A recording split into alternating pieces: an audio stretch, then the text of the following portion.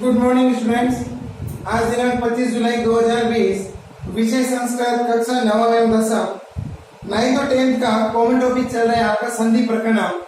संधि प्रकरण में अभी आपके जो है वो आपने ये पढ़ा अब तक कि संधि जो है संधि शब्द की विपत्ति किस प्रकार से हुई।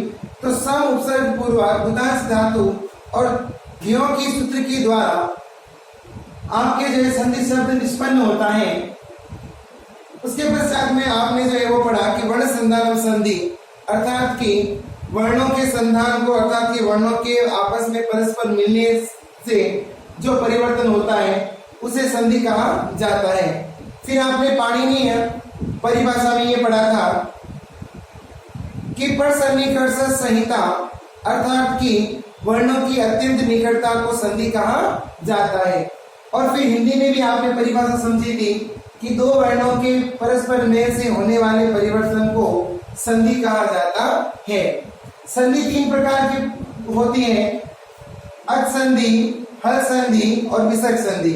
अच संधि को स्वर संधि कहा जाता है, हल संधि को विसर्ग संधि कहा जाता है तथा हल संधि को व्यंजन संधि कहा जाता है तथा विसर्ग संधि होती है। तो इस प्रकार से आपने संधि के तीन भेद पढ़े। उसके पश्चात आप जो है वो अच संधि पढ़ रहे हैं अर्थात स्वर संधि पढ़ रहे हैं। स्वर संधि में आपने अब तक जो है वो सबसे पहले दीर्घ संधि पढ़ी, दीर्घ संधि के बाद में गुण संधि पढ़ी, गुण संधि के बाद में यण संधि पढ़ी और नंबर 4 वृद्धि संधि और नंबर 5 आज जो है आप अयादि संधि पढ़ रहे हैं। तो अयादि संधि के 4 नियम हैं तो उन्हें आप देख लीजिए। जैसे देखिए सबसे पहले अयादि संधि कहती है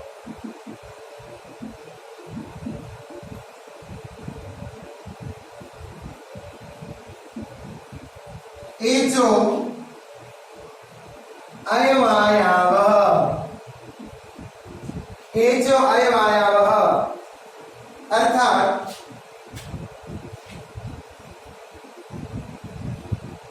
जैसे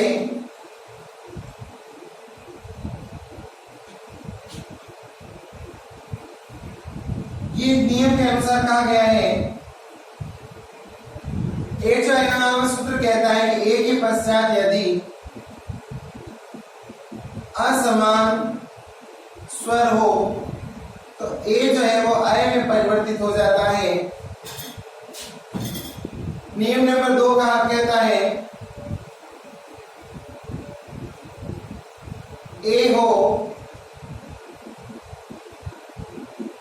असमान स्वर हो तो ये आई जो है वो आय में परिवर्तित हो जाएगी। उसी तरह से नियम कहता है कि यदि ओ हो तथा असमान स्वर हो तो ओ के स्थान पर आ हो जाता है। तथा नियम नंबर 4 कहता है कि यदि औ हो, औ के पश्चात असमान स्वर हो तो औ जो है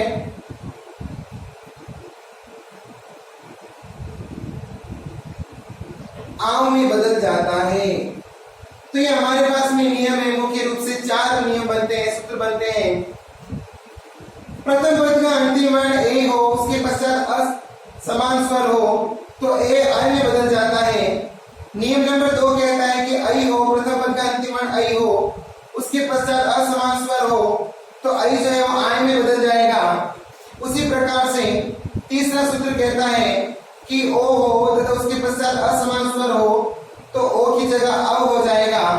और चौथा सूत्र कहता है, नियम कहता है कि औ हो, उसके पश्चात असमान स्वर हो तो औ जो है वो आव में परिवर्तित हो जाता है।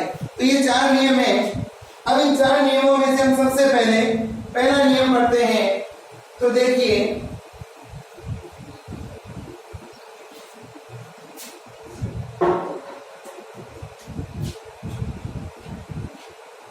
ये नियम कहता है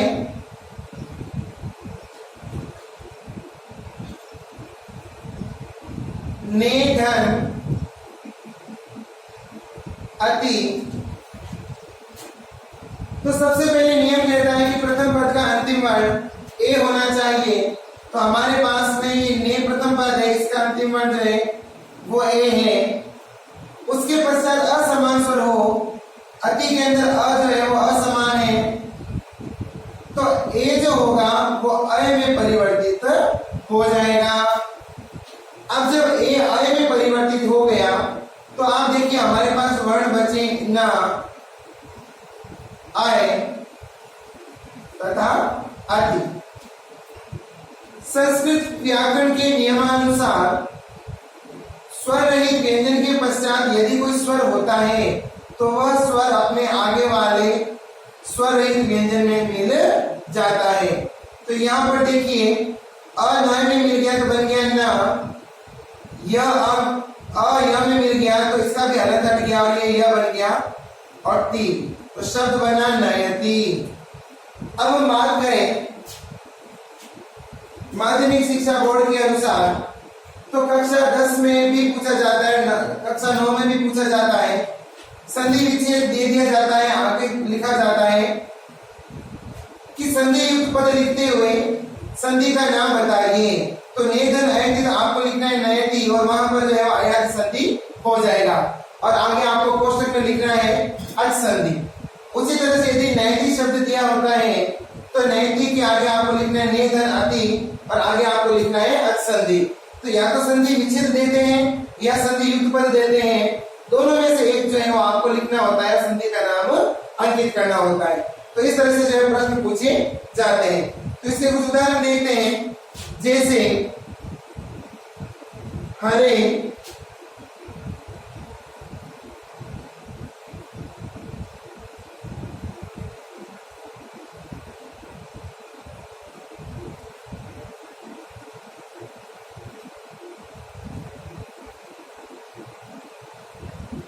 चेदन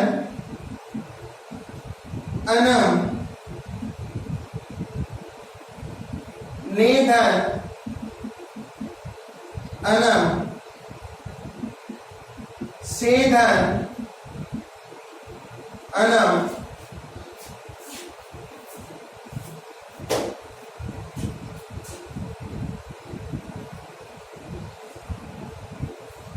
उसी तरह से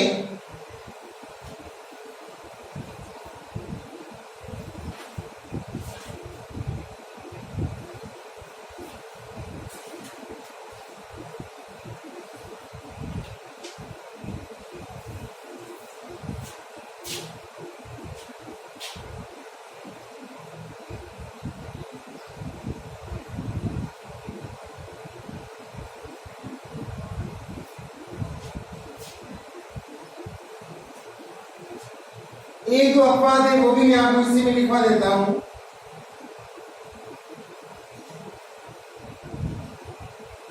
जैसे कवेदन ए, हरेदन ए,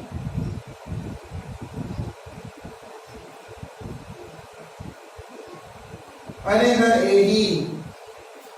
तो यहाँ पर देखिए ये तीन जो है वो सबसे अलग है।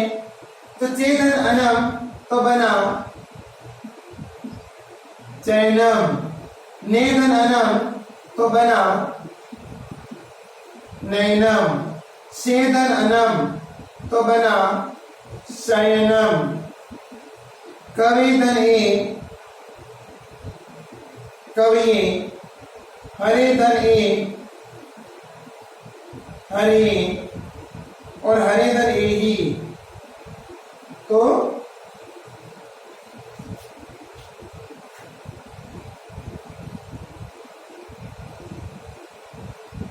अरे ये ही। इस प्रकार से जो है ये आपके यहाँ पर इसके उदाहरण है। तो नेधन अति नयति, चेदन अनम चैनम, नेधन अनम नैनम, सेधन अनम शयनम, कवेदन ए कवये, हरेदन ए हरे, हरे धन ए ही, हरे ही। इस प्रकार से जो है वो आपके यहाँ पर प्रथम सूत्र के जो है वो आपने जो है वो एग्जाम्पल किए। तो अब हम थोड़े से जो है वो दूसरा नियम देख लेते हैं।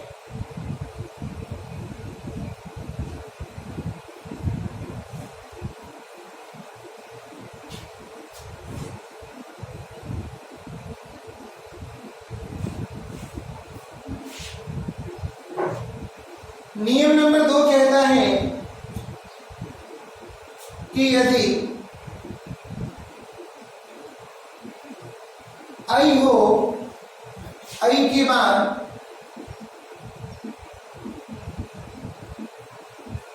असमान स्वर हो तो आई के स्थान पर आय हो जाता है। जैसे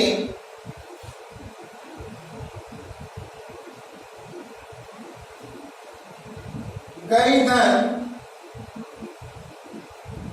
अकह।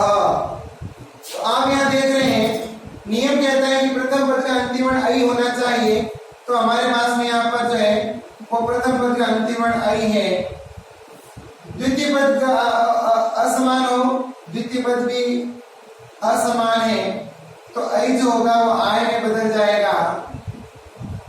तो हमारे पास में वर्ण बचेगा आय और अकह। आ जो है वो ग में मिला तो बना गा, अ इस या में मिला तो बना य और ये क, तो शब्द बना गायक। उसी तरह से नई धन अकह, सही धन अकह,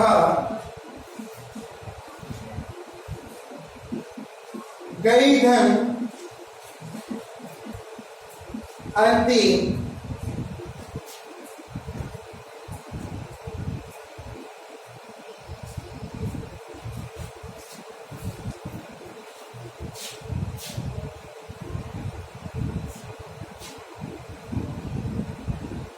बेधन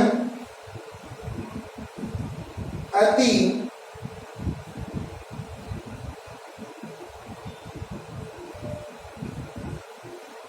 श्रेय धन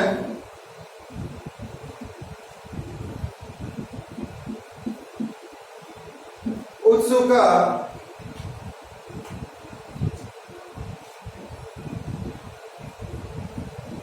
गई धन इका। तो देखिए यहां पर नई धन अकह तो बना नायक, सही धन अकह शायक, गई धन अंति गायंती, गे धन अंति ग्लायती, श्री धन उत्सुक तो बना श्रिया उत्सुक,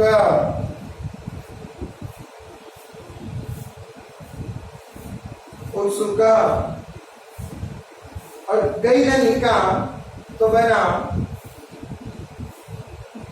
गायिका। इस तरह से जो है वो आपके यहां पर गई धन अका गायका, नई धन अका नायका, सही धन अका सायका, गई धन अंति गायंती, ग्ले धन अति ग्लायती, श्रिय धन उत्सुका श्रियायुत्सुका, गए धनिका गायिका। तो इस प्रकार से जो है वो दूसरे सूत्र के भी आपके उदाहरण पूर्ण हुए। अब हम आगे देखिए तीसरा सूत्र देखते हैं।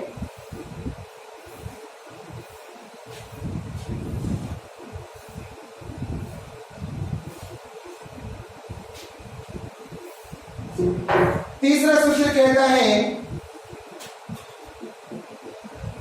कि यदि ओ हो उसके पश्चात असमान स्वर हो तो ओ जो होगा वो अव में परिवर्तित हो जाएगा। जैसे भोधन अति, प्रथम पद का अंतिम वर्ण ओ है। यहां पर आप देख रहे हैं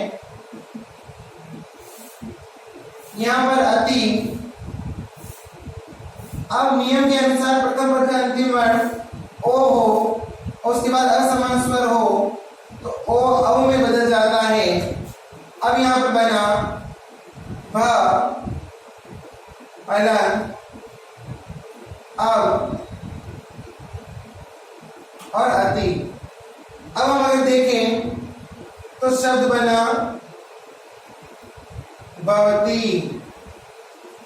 इस प्रकार से बोधन अति भवती बना। तो कुछ उदाहरण और देखते हैं, जैसे बोधन अनः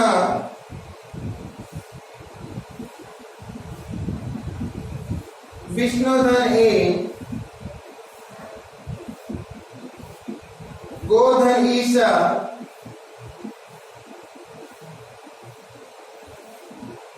बोधन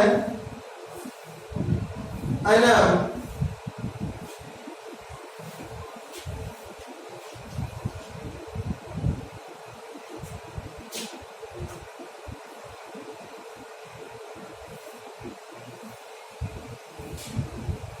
विष्णु धन ई। तो अब देखिए यहां पर पौधन अना तो बना पवना। विष्णुधन ए विष्णवे, ये अपवाद है। गोधन ईश गवीश। बोधन अनम भवनम। विष्णुधन ईह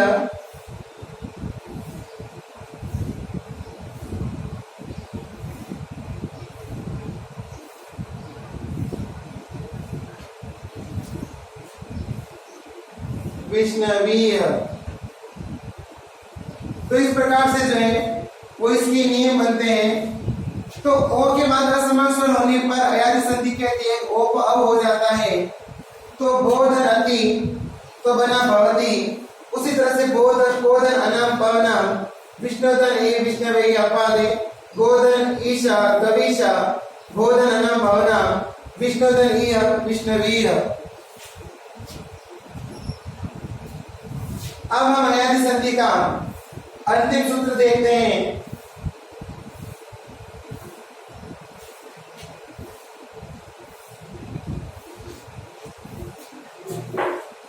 जैसे देखिए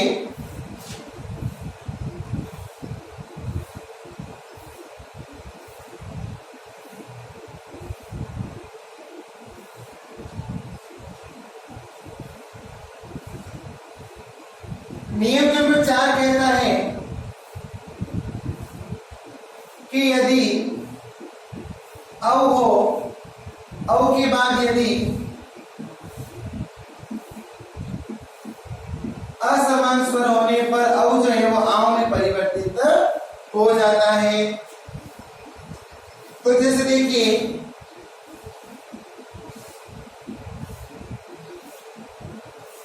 भवधन उकह। तो अब यहाँ पर अंतिम वर्ण है, हमारे प्रथम पद का अंतिम वर्ण औ है और यहाँ पर उकह है। नियम कहता है कि प्रथम पद का अंतिम वर्ण औ हो और उसके बाद असमान स्वर हो तो ओ औ का आव हो जाता है। तो हमारे पास में प्रथम पद है यहाँ पर भव और धन है उका। तो यहाँ पर भव का भ अलग हो गया, औ अलग हो गया और उका हो गया। तो औ को जो है वो आव हो गया। तो हमारे पास वर्ण बचे भ हलन आव और उका। आ भ में मिल गया, उ भ में मिला तो बना भावुक। तो इस तरह से रूप निष्पन्न हुआ। कुछ उदाहरण देखिए, जैसे बहुधन उकह,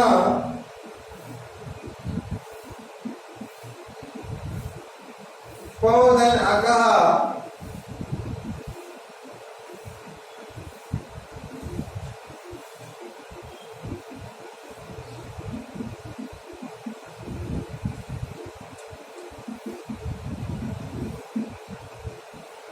असोधन अयम,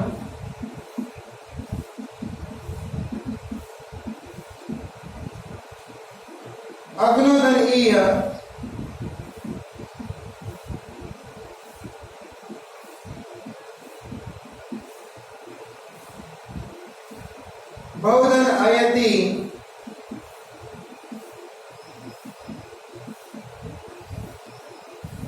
अयति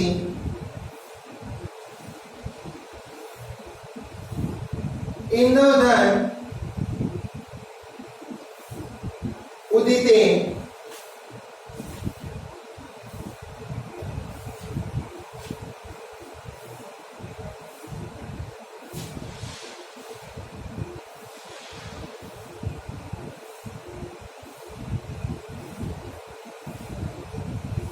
श्रवधन इका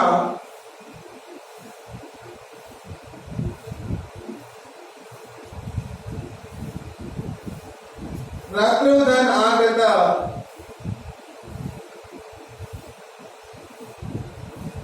अर्धोधन इव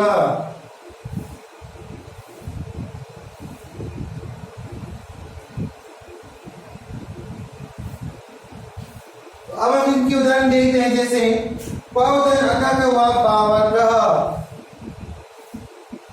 असोधन अयम,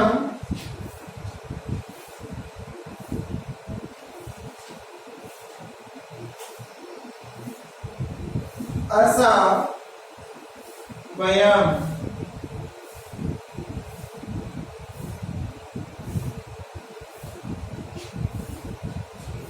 अग्ना वीर। उसी तरह से भावयति,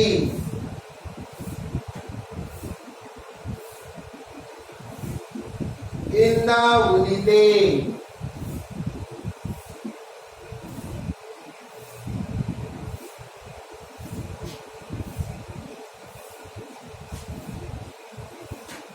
श्रादनिका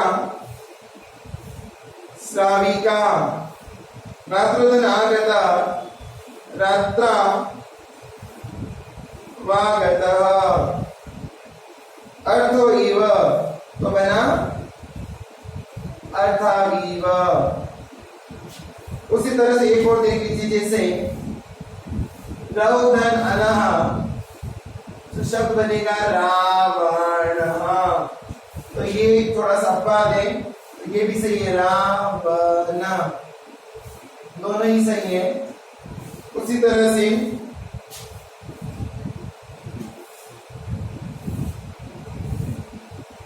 गोधन अपि तो बना द्वावपि। ये आपका जो है वो सारे जो है यहाँ पर उदाहरण पूरे होते हैं। अब आपको घर से क्या करना है सुन लीजिए, होम असाइनमेंट है आपका। अयादि संधि पूर्ण करें। ये आपको होम असाइनमेंट है, कल जितना काम किया था उसके आगे डेट मेंशन करके और आपको जो है अयादि संधि को पूर्ण करना है। इसके आगे हम कल देखेंगे। धन्यवाद।